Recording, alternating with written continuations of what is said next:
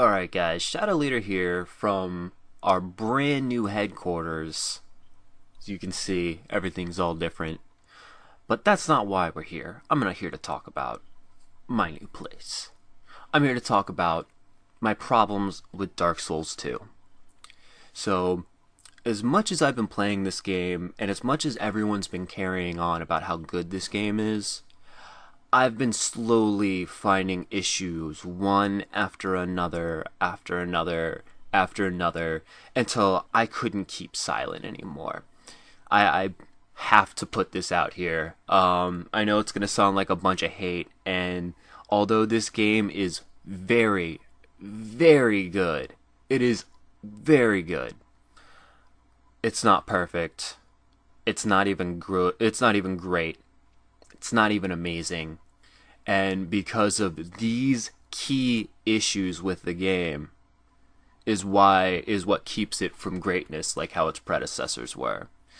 My problems with Dark Souls 2 is that it lacks focus. For all of the rest of the Souls games, they were tight packages. The smaller teams were able to make do with a lot less. Having less people and a smaller time frame made them really focus on what they could and what they couldn't do. Having a clear idea of the shortcomings, they had to focus on design before they did anything else and to make sure that everything fit together. Trying to balance PvP and all of the things that they added for difficulty's sake almost broke the PvE combat mechanics to the point where, on launch, the game was almost unplayable. Although it's a very novel concept for PvP, having the agility stat, which governs the speed of all actions, make the core combat mechanics like dodge rolling, raising your shield, parries, just to name a few, impossible to utilize for new players and level 1 characters. Things like the way enemies track you and how they seem to move with you even though they've already started their attack, and how larger enemies have completely unblockable attacks, make the player versus environment interaction unfair. And for a series that based itself off of a stern but fair gameplay model, why would they turn their backs on this mentality? Another problem that I have with the game is the huge world map. While they did a good job of rewarding exploration, but that should be a given. That should be par for the course. Once again, lacking focus, this huge world that all they could come up with a lot of the times to connect them are either large corridors, large hallways, or some kind of large cave of some sort. And you know I'm right. And there was never any really clever pathways from one place to another, like how you got in the Valley of the Drakes, which will link you to beginning of the game areas and close to end of the game areas. And I find that to cover this up, they gave us the ability to fast travel from the word go. Having this as a mechanic in the game makes it so that they can use it as a crutch. Using fast travel as a crutch leaves no encouragement to go back and explore when you're stronger. You won't be going back through an area because you're traveling back and forth and then just say, well, I'm here, might as well poke around. You don't get any of that anymore, because whenever you come across that item that's out of reach, that doorway that's locked, that whatever have you have to make a mental note of that, and then you have to remember to go back there later. There's none of that, keep on running back and forth and seeing that one item off in the distance taunting you, seeing that one thing, that one door that you still don't have that key to, but you keep going back and forth and it's driving you crazy.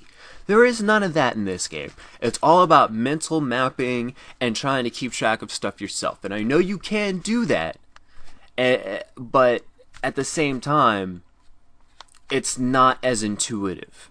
It's not there in your face anymore.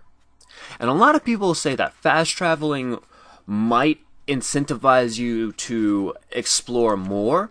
And I think for the hardcore player, that is correct. I think for the hardcore Souls player, they will use that fast traveling to their advantage and go back and re-explore everything. But you just don't have the same sense of taunting, that same sense of just wonder. I wonder what's there because I keep seeing it. Because a lot of gamers, as they pass something, that's it. They'll maybe play the game once and move on. When instead, the meat and potatoes of this game is in New Game Plus and beyond. I think that's another design choice that they really, really should not have focused so much effort on. Making the real game come out after you've beaten the game sounds a little ridiculous to me. So having all that extra lore and soul items and different things like that come after the game, although it is really cool of an idea for replayability on an already very long game.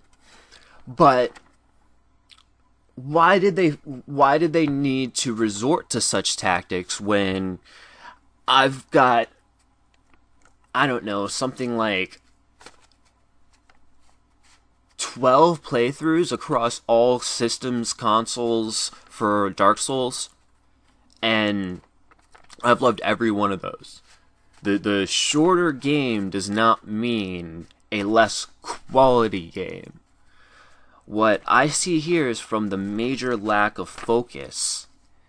Lack of focus, that's our theme here. Follow along. That lack of focus really made them miss the mark. Made them lose the point of Dark Souls. And that really, honestly, out of everything that I've come across and everything that I've talked about, it's the fact that although it does feel like a Souls game, it doesn't have the same heart and soul. And that's what's the worst point. So, for those of you who are sensitive to spoilers, this is your time to leave. I waited to do this at the very end, so now this is no longer spoiler free. So if you don't like that, thank you for watching if that's what you did. But otherwise, the rest of you guys, this is for you. The story in Dark Souls 2 is almost non-existent, with the Undead Herald telling you to kill the bosses and find the king, and really fuck all else that are happening up until that point, which is a good, depending on how good you are, anywhere from 40 to 80 hours into the game, okay? After you find the king, then they pretty much tell you to talk to a dragon, who then gives you the ability to see the downfall of Drangleic. And this is all cool, but this is not story. This is lore. None of this explains why King Vendrick went hollow. None of this explains why the Queen took over. And it only adds to a lore which they spent way too much time on, and not really anything else having to do with a true story. And my biggest gripe with this story, lack thereof, is that it never explains how Seath, the witches, Nito, Manus, it doesn't explain how any of those souls actually grew into these other bosses, into these other monsters. All it does is just let you draw that connection, but there is no explanation on how this came to be. So throughout all of it, they don't tell you anything at all. And it's sad. I mean, it's really sad. There's nothing there to keep you engrossed story-wise. It's all lore. And that is its biggest crime. You confused lore with story from software. And it was cool to have the kind of non-hand-holding-esque story of Dark Souls. Demon Souls had a pretty clear story. After following around Ostrava, you figure out the story of Dark Souls pretty easily. Demon Souls, pretty easily. Dark Souls has a little bit less going on, but it's still there. There's still things to keep you going, rather than just follow the pathways. Go down the straight corridor, and that will lead you to where you go next, rather than having these subtle hints in this vast world, telling you where to go. It wasn't really that big, but you get the drift. And so, with that, those are my biggest problems with Dark Souls 2. Although the game is very good. It is very good. I know I've already said this. But my issues with this game are design issues.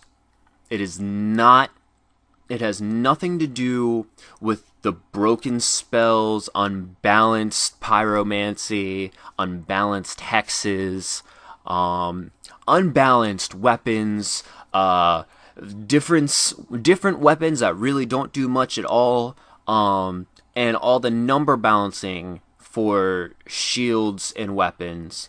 All that stuff will get patched eventually. These are things that cannot be fixed. And that makes me really sad.